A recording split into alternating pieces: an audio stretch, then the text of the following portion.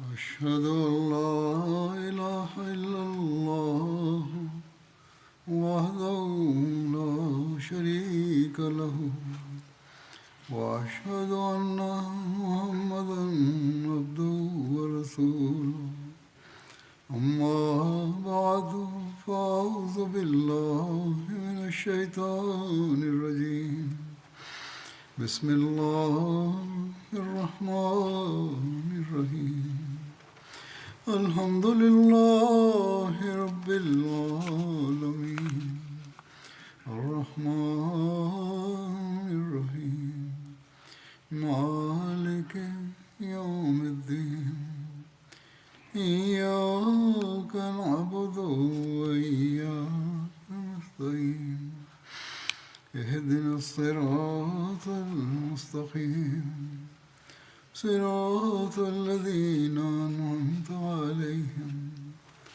غير المغضوب عليهم ولا الضالين. In de voorlaatste preek werden verslagen besproken over expedities uit de tijd van de heilige profeet sallallahu alaihi wasallam, waaronder de expeditie van de Banu Fazara. Met betrekking tot de expeditie tegen de Banu Fazara is er een incident vastgelegd in de geschiedenis dat betrekking heeft op de moord op Qirfa. De manier waarop sommige historici het hebben vastgelegd toont duidelijk aan dat het onjuist is. In Tabqat al-Kubra staat dat Hazrat Zaid bin Haritha in het 6e jaar na de migratie na de hijra naar Syrië reisde om handel te drijven. Hij droeg de goederen van de metgezellen van de heilige profeet sallallahu alaihi wasallam met zich mee. Toen hij in de buurt van Wadi al-Qura aankwam, ontmoette hij enkele mensen van de Banu Badr-stam, die een tak van de Banu Fazara waren. Ze sloegen hem en zijn kameraden en namen hun bezittingen in beslag. Toen Hazrat Zaid hersteld was, ging hij naar de heilige profeet sallallahu alaihi wasallam en informeerde hem over het incident. De heilige profeet sallallahu alaihi wasallam stuurde hem naar deze mensen. Dat wil zeggen, naar degenen die hem aanvielen. De moslims verstopten zich overdag en reisden 's nachts. Banu Badr kwam echter te weten van hun bewegingen.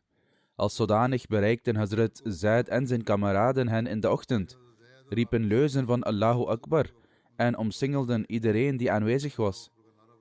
Ze namen Qirfa gevangen, wiens echte naam Fatima bint Roya bin Badr was, en haar dochter Jariya bint Malik bin Hudhafa bin Badr.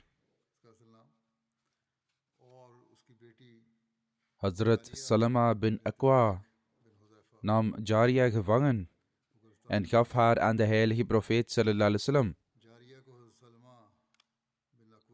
Daarna gaf de heilige profeet sallallahu alaihi wasallam haar aan Hazm bin Abi Wahab. Zoals ik al zei, in sommige geschiedenisboeken wordt dit incident van de moord op Qirfa op een vreemde manier gepresenteerd, wat in het licht van islamitische leringen en praktijken onmogelijk te accepteren is.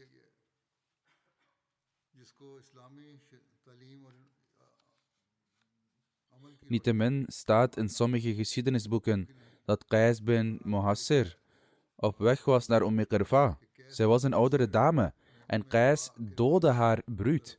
Hij bond haar benen aan 2 aparte kamelen vast. Vervolgens liet hij de kamelen in tegengestelde richtingen rennen, waardoor deze vrouw in stukken werd gescheurd. Qais doodde ook 2 andere mannen. Toen Hazrat Zaid terugkwam van deze expeditie en op de deur van de heilige profeet sallallahu alaihi wasallam klopte, trok de heilige profeet sallallahu alaihi wasallam zijn mantel over, ging naast Zaid staan, omhelsde en kuste hem en vroeg naar zijn welzijn. Hierop informeerde Zaid de heilige profeet sallallahu alaihi wasallam over deze incidenten en dat Allah de Almachtige hen de overwinning had geschonken.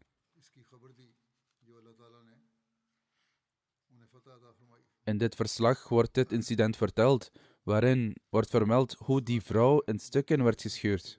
Echter, Hazrat Mirza Bashir Ahmed Sahib heeft dit incident op een uitstekende manier en met briljante argumenten verteld. Hij schrijft: in plaats van de hierboven genoemde expeditie van Hazrat Abu Bakr, heeft Ibn Sa'd een expeditie genoemd, waarbij Zaid bin Haritha de commandant was. Met andere woorden, Ibn Sa'd noemt Zaid bin Haritha als de commandant van deze expeditie in plaats van Hazrat Abu Bakr radiyallahu anhu. Bovendien, ook in details verschillend, schrijft hij dat deze expeditie bedoeld was om de Banu Fuzara te disciplineren, die in de buurt van de Wadi al-Qura woonden, en die een handelskaravaan van de moslims hadden aangevallen en al hun rijkdom en goederen hadden gestolen. De drijvende kracht achter deze ondeugende groep was een oude dame, genaamd Qirfa, die een fervente vijand van de islam was. Toen deze dame werd gevangen genomen, doodde een man genaamd Qais van de partij van Zaid haar.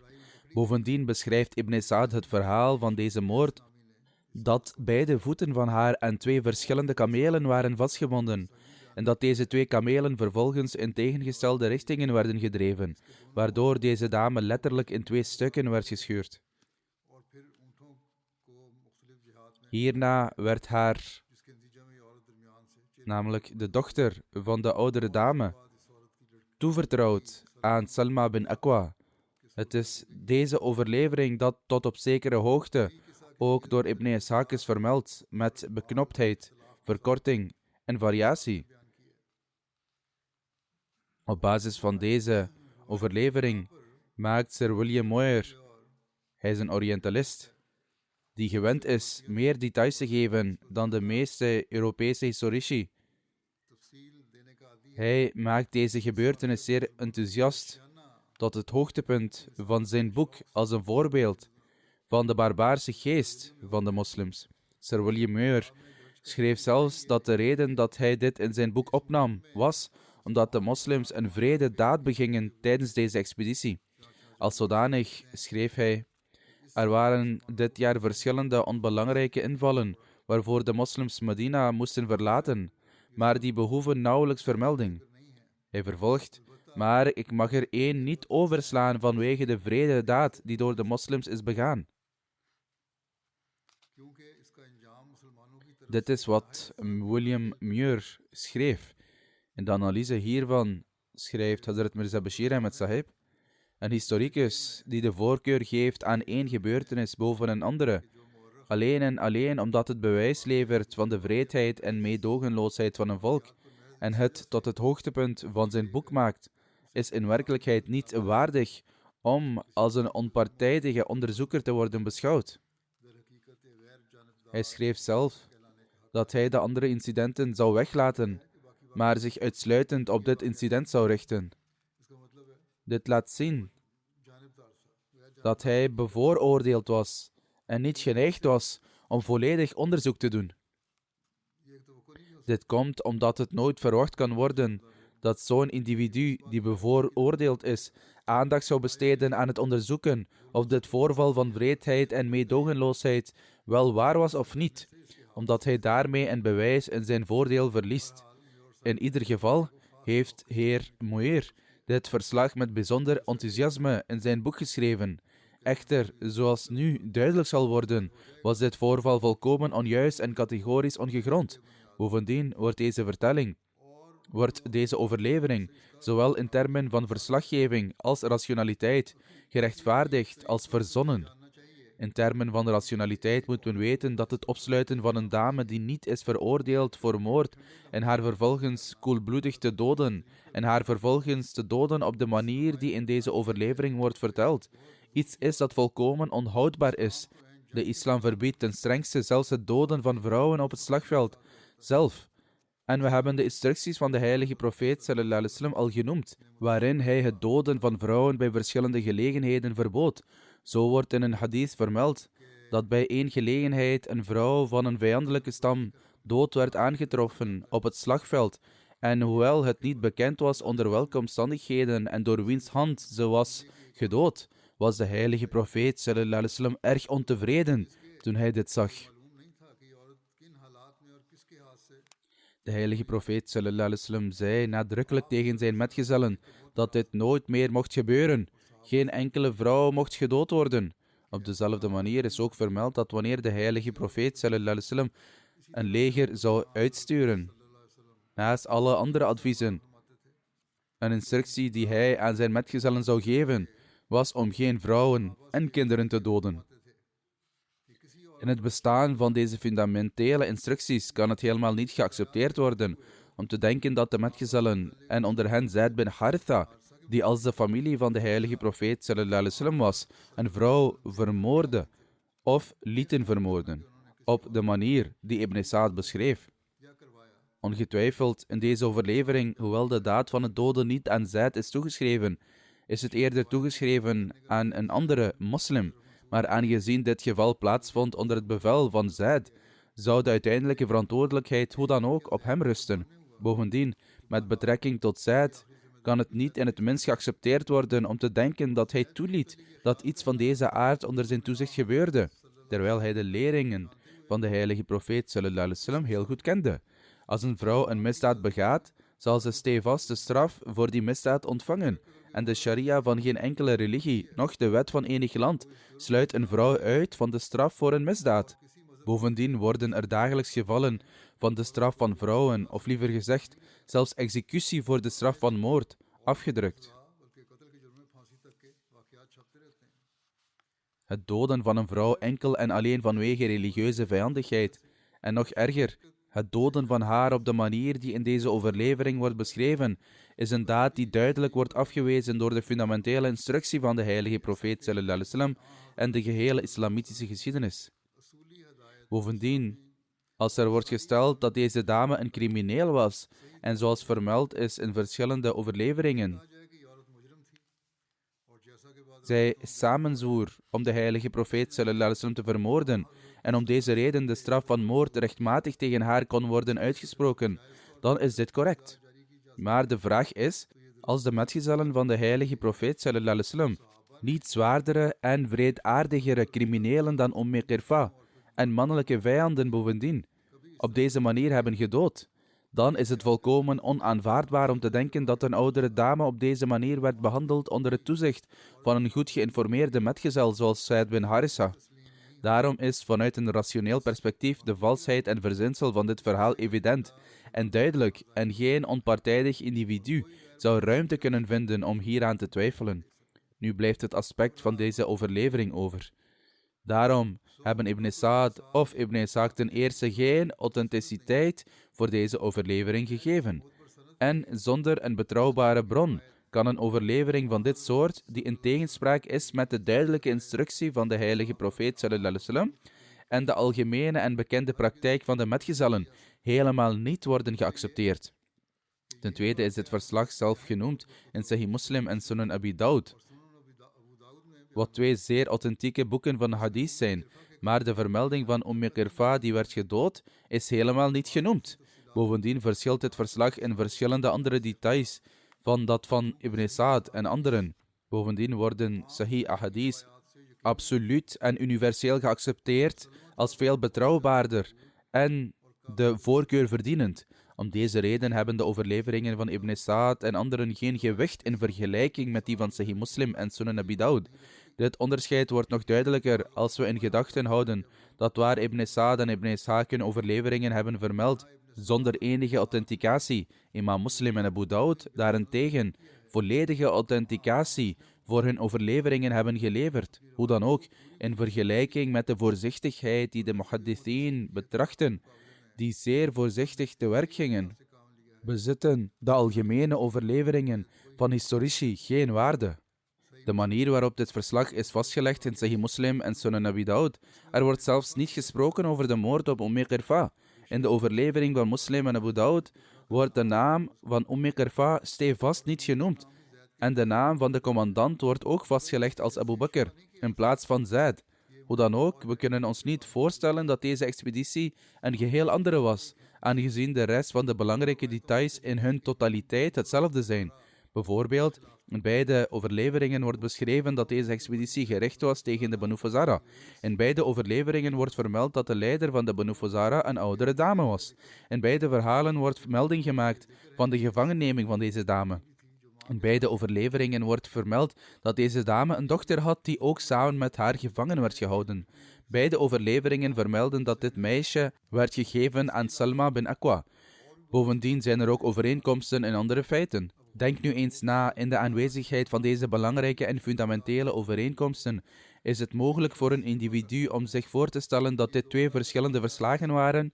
We vertrouwen echter niet alleen op deze rationele argumentatie, maar onderzoekers uit het verleden hebben duidelijk geschreven dat het verslag van Sahih Muslim en Sunan Abi Dawud hetzelfde is dat Ibn Sa'd op een andere manier heeft vastgelegd. Als zodanig hebben Allama Zurqani, Imam Suhaili en Allama Halabi duidelijk geschreven dat dit hetzelfde verslag is dat Ibn Sa'd en Ibn Ishaq ten onrechte hebben genoemd in het verhaal van Qirfa.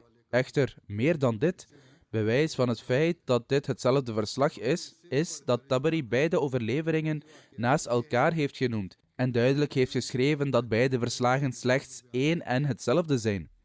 Daarom is het volkomen onmiskenbaar dat in de overlevering van Salma bin Aqwa, die is opgetekend door Muslim en Abu Dawud, precies hetzelfde verslag is genoemd dat Ibn Sa'd en Ibn Hisham ten onrechte hebben opgetekend onder de naam Expeditie van Qirfa.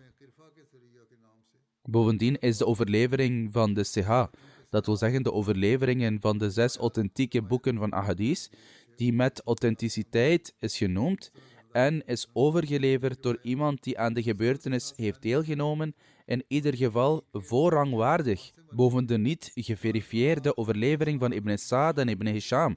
Om deze reden is er geen ruimte voor twijfel over het feit dat het verslag van de barbaarse moord op Qirfa een volledig vals verslag is zonder fundament, dat vanwege de gunst van een verborgen vijand van de islam of een hypocriet zijn weg heeft gevonden naar sommige historische overleveringen. De waarheid is dat de waarheid van deze expeditie niets meer is dan wat Muslim en Abu Dawud hebben vermeld. Het is niet verrassend dat een onjuist verslag in de geschiedenis wordt vastgelegd, omdat dergelijke voorbeelden in de geschiedenis van elk land en elke natie te vinden zijn.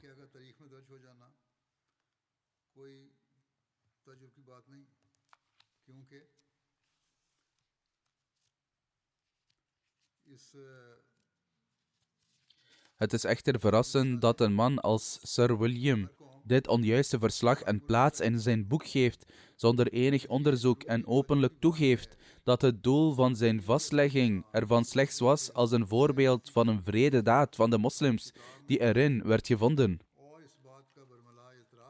Hoe dan ook, dit incident is verzonnen en heeft nooit op deze manier plaatsgevonden. Er wordt in de geschiedenis melding gemaakt van de expeditie van Abdullah bin Atiq richting Abu Rafi. Ibn Sa'd heeft verteld dat deze expeditie plaatsvond in Ramadan 6 Hijri. In het licht van zijn onderzoek uit verschillende geschiedenisboeken heeft Hazrat Mirza Bashir Ahmed Sahib hierover het volgende geschreven. Er is een meningsverschil tussen overleveringen met betrekking tot de moord op Abu Rafi. Zuhri volgend heeft Bukhari het eenvoudigweg vermeld als zijnde na de moord op Ka'b bin Ashraf, zonder een datum te specificeren. Wat hoe dan ook waar is. Misschien zijn beide verslagen samengenoemd. Beide zijn naast elkaar verteld, aangezien hun aard identiek is. Tabari heeft het in 3 Hijri geplaatst, na de gebeurtenis van Ka'b bin Ashraf. Waqidi heeft het genoemd in 4 Hijri, verwijzend naar Ibn Ishaq. Ibn Hisham heeft het eenvoudigweg vastgelegd als zijnde na de Ghazwa van Banu Qurayza, die plaatsvond tegen het einde van 5 Hijri. En op deze manier kan het worden beschouwd als zijnde gebeurd in het begin van 6 Hijri. Ibn Sa'd heeft het echter specifiek vastgelegd in 6 Hijri en de meeste historici hebben het standpunt van Ibn Sa'd ingenomen. Allah weet het beste. Ibn Ishaq vertelde dat na de slag van de Ahzab De slag van de gracht en de kwestie van Banu Qurayza was afgerond. Salam bin Abul Huqaiq, ook bekend als Abu Rafi, tot degenen behoorde die troepen had verzameld tegen de heilige profeet sallallahu alaihi wasallam. De stam van Aus had Ka'b bin Ashraf, een Joodse man, al gedood voor de slag van Uhud, vanwege zijn vijandigheid jegens de heilige profeet sallallahu alaihi wasallam en zijn ophitsing tegen hem. Dus de stam van Khazraj vroeg toestemming aan de heilige profeet sallallahu alaihi wasallam om Salam bin Abul Huqaiq te doden, die op dat moment in Khaybar was, en hij gaf hen toestemming.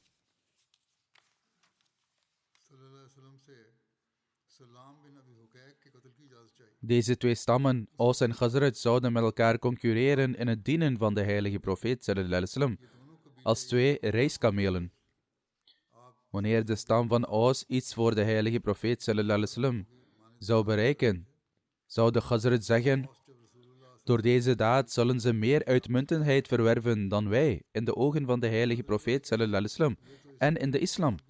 En dus zouden ze niet rusten totdat ze een soortgelijke daad hadden verricht. Evenzo, wanneer Khazraj iets opmerkelijks deed, zou Aus proberen het te evenaren.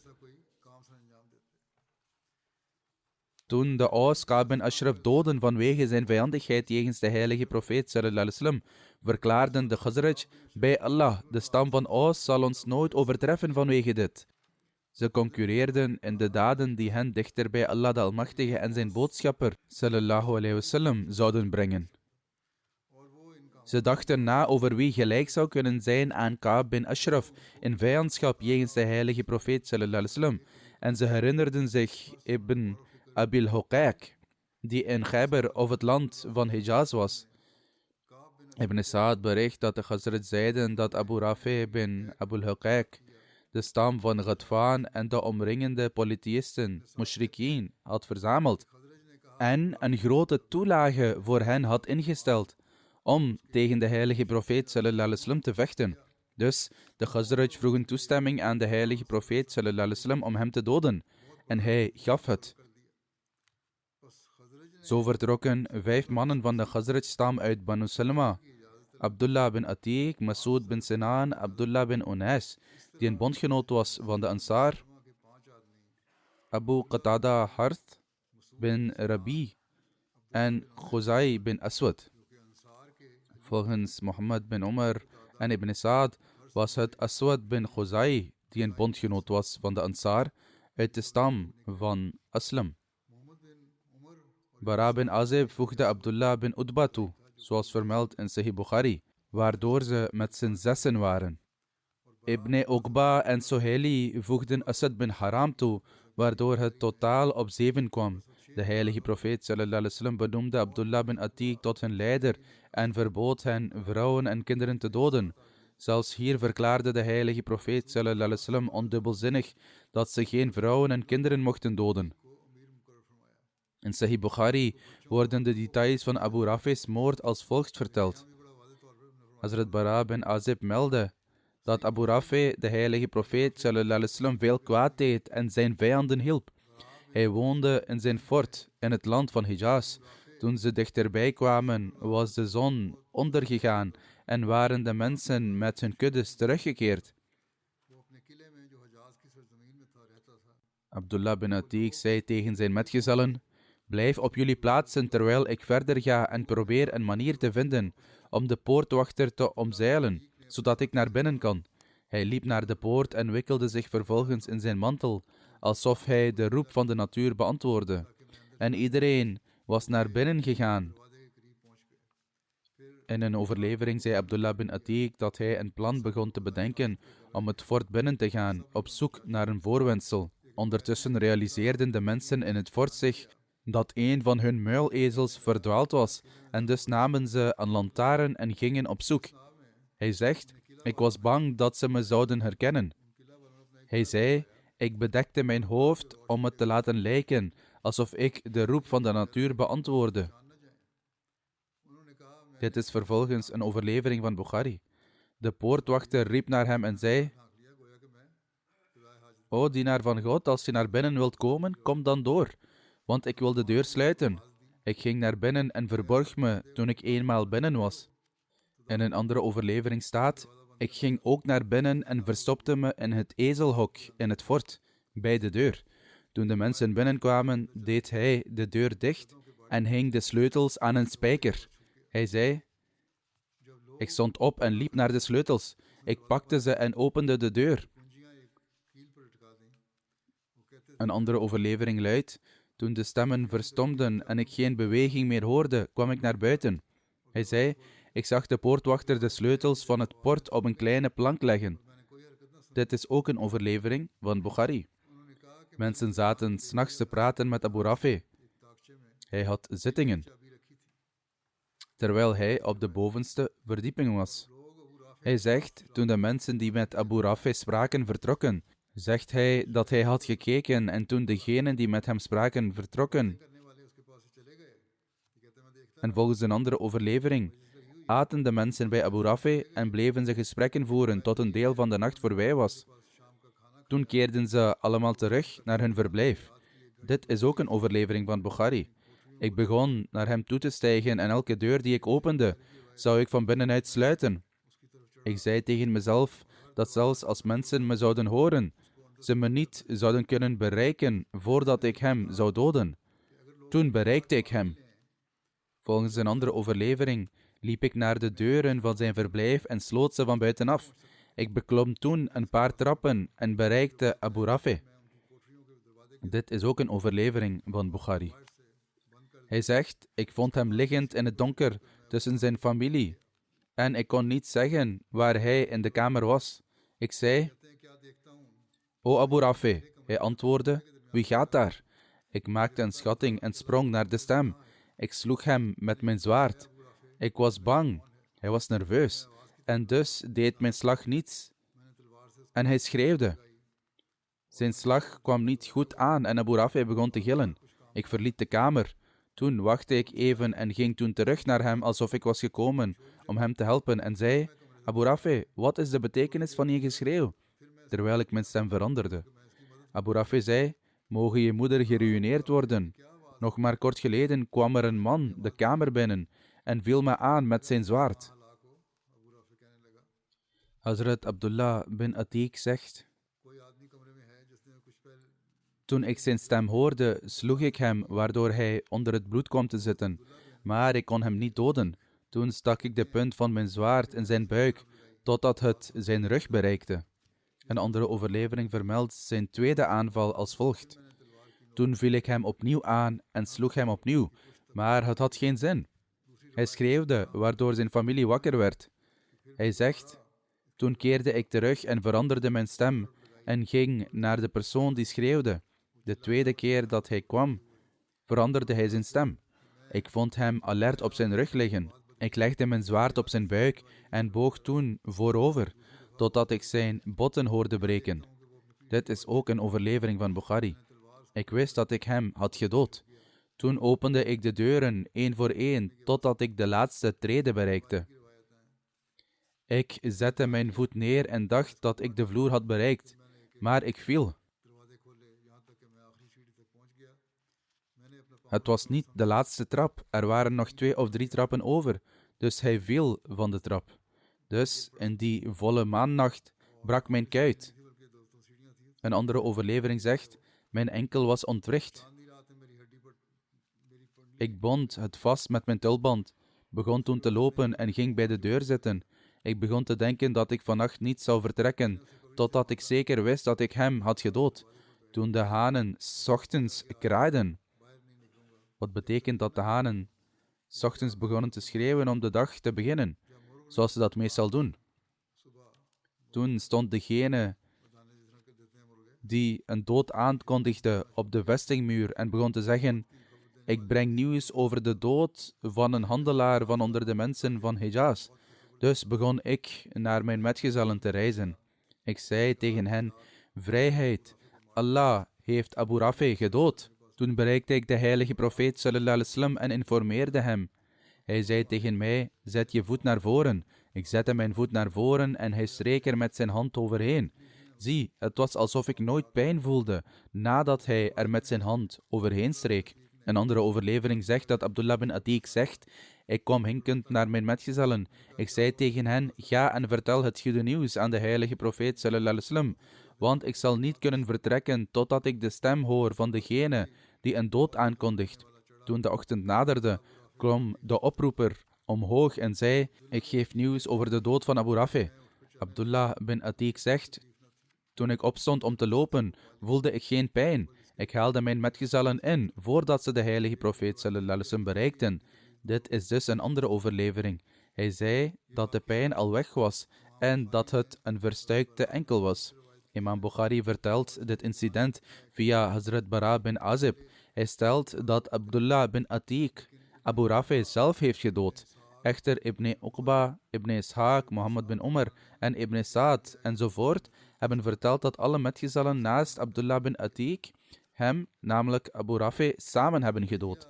Hazrat Mirza Bashir Ahmed Sahib heeft dit ook geanalyseerd en verklaard: de onheilspellende en opruiende Joodse leiders resulteerden in het gevaarlijke conflict van de slag van de gracht tegen de moslims in 5 Hijri. Onder hen was Huyay bin Akhtab al aan zijn zijde gekomen, samen met de Banu Qurayza.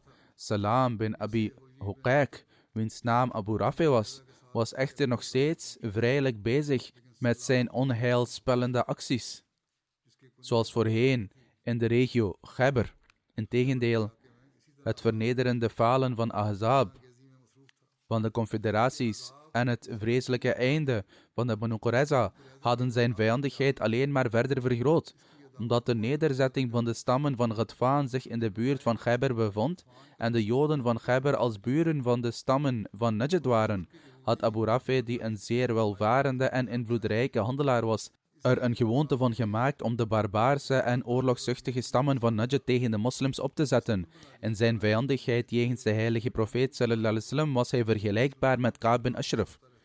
Als zodanig had hij in het tijdperk dat we nu noemen, het Ghatfani-volk, zeer aanzienlijke financiële hulp gegeven om een aanval op de heilige profeet sallallahu alaihi wasallam te lanceren. Hij gaf ze een groot geldbedrag. Verder is het bewezen door de geschiedenis dat de Joden van Khyber die wanorde creëerden onder de leiding van Abu Rafi ook achter de dreiging zaten die tegen de moslims ontstond door de Banu Sa'd in de maand Shaban, voor de verdediging waarvan een leger werd gestuurd vanuit Medina onder leiding van Hazrat Ali.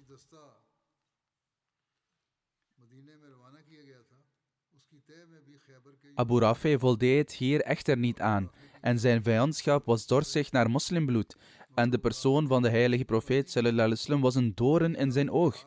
Daarom was het plan dat hij uiteindelijk gebruikte dat hij, in de gelijkenis van de slag van de confederaties, de slag van de gracht, opnieuw de Ghatfan-stammen en andere stammen begon te toeren en een groot leger begon te verzamelen om de moslims te vernietigen. Na de slag van de confederaties begon hij een ander leger te verzamelen om hen aan te vallen.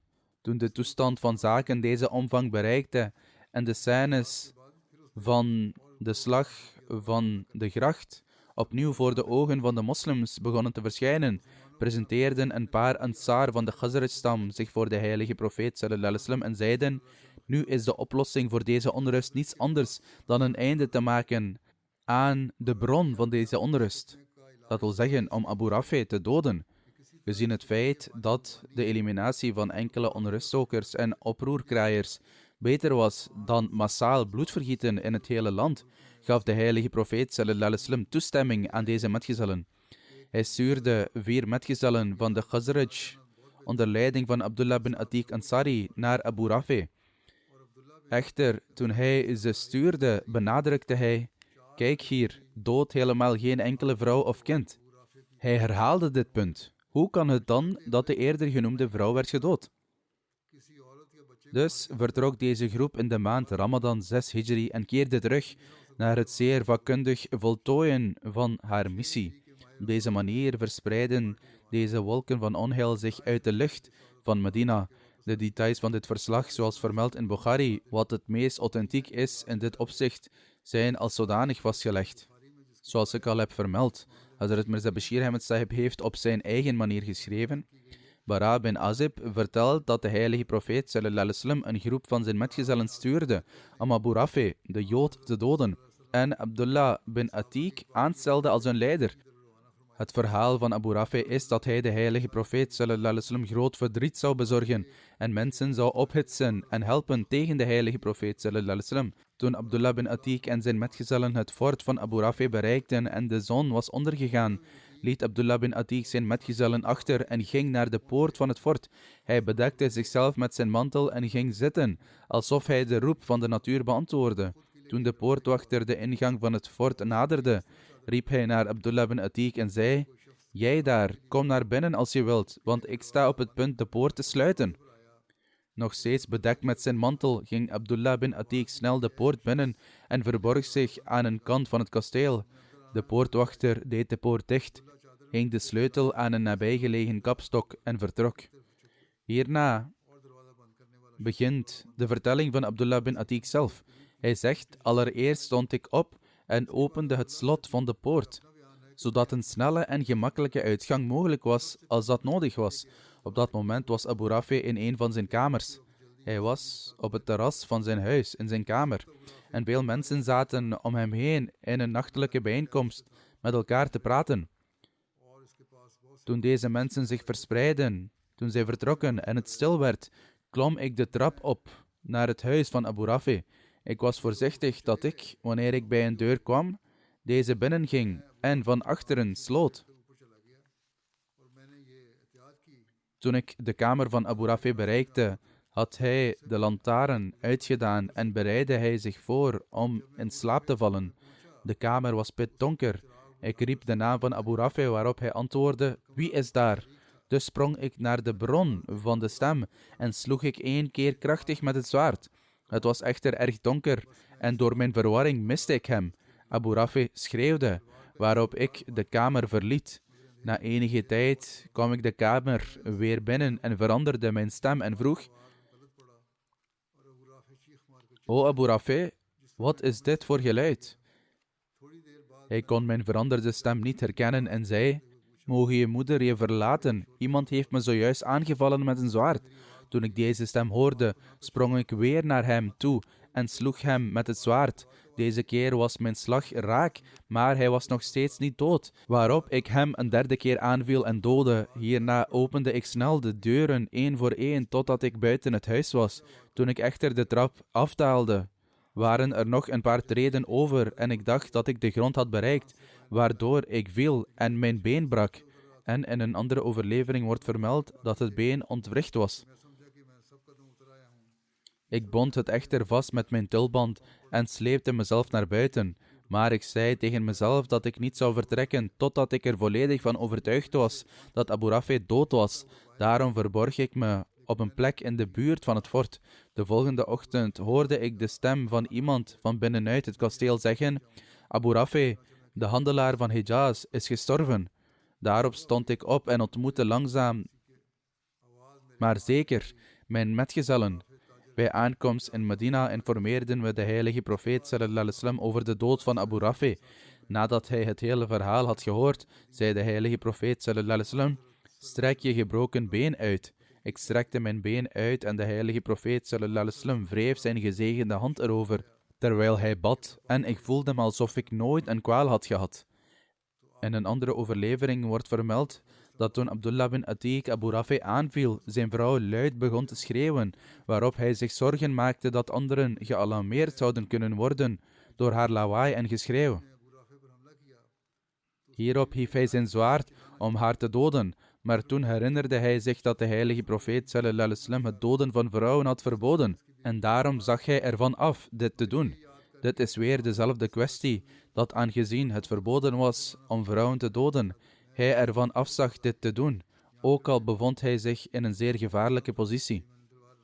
Op dit punt hoeven we niet in te gaan op de rechtvaardiging van de moord op Abu Rafi. De bloeddorstige ondernemingen van Abu Rafi zijn een open bladzijde in de geschiedenis.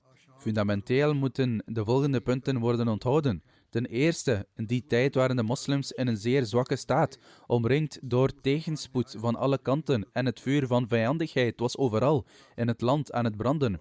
Het was alsof het hele land zich verenigde om de moslims te vernietigen. Ten tweede, in deze delicate tijden voedde Abu Rafi het vuur dat was ontstoken tegen de moslims. Bovendien, door zijn macht, invloed en rijkdom, zette hij de verschillende stammen van Arabië op tegen de islam. Ook in de gelijkenis van de Ghazwa van Ahzab, de slag van de confederaties, bereidde hij zich voor om de barbaarse stammen van Arabië te verenigen, om opnieuw een aanval op Medina te lanceren. Ten derde was er in die tijd geen regering in Arabië, waardoor recht kon worden gesproken. In plaats daarvan was elke stam vrij en onafhankelijk. Daarom was er geen andere optie dan een strategie voor zelfbescherming te gebruiken. Ten vierde waren de Joodse stammen al in oorlog met de islam en bestond er op dat moment een staat van oorlog tussen de moslims en de Joden. Ten vijfde was de situatie destijds zodanig dat als er openlijk troepen tegen de Joden zouden worden gemobiliseerd, er een substantieel verlies aan levens en rijkdom zou zijn geweest.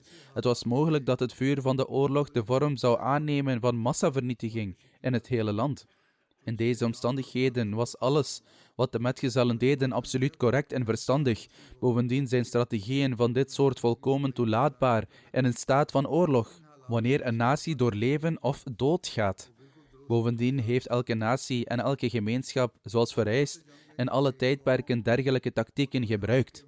Het is echter jammer dat in dit tijdperk van morele achteruitgang de emoties voor sympathie voor criminelen zo onjuist zijn toegenomen dat zelfs een tiran een held wordt.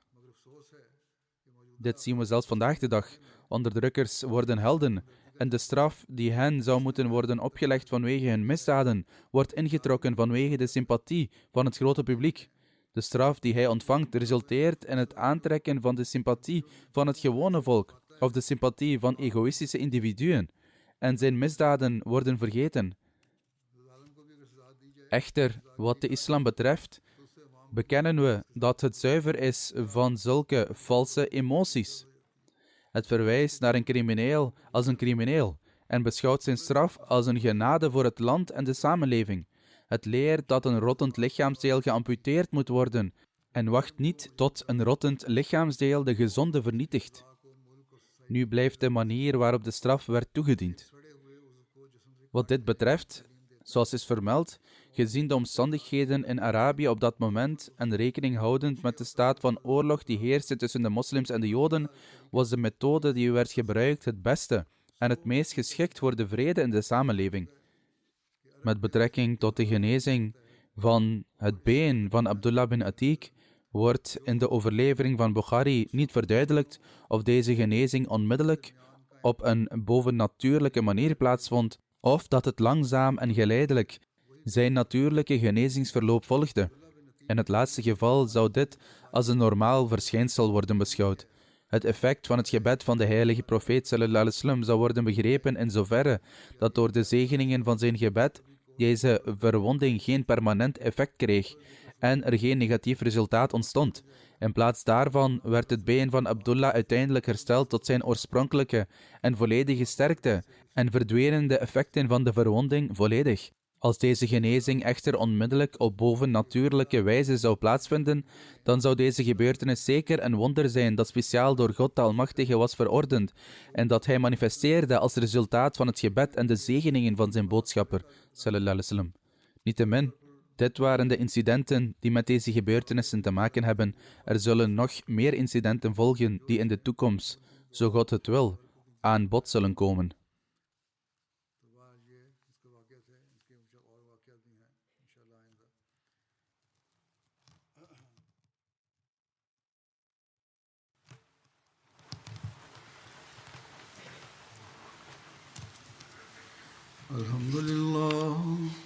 الحمد لله نحمده ونستعينه ونستغفره ونؤمن به ونتوكل عليه ونعوذ بالله من شرور أنفسنا ومن سيئات أعمالنا من يهده الله فلا مضل له ومن يضلل فلا هادي له ونشهد أن لا إله إلا الله ونشهد أن محمدا عبده ورسوله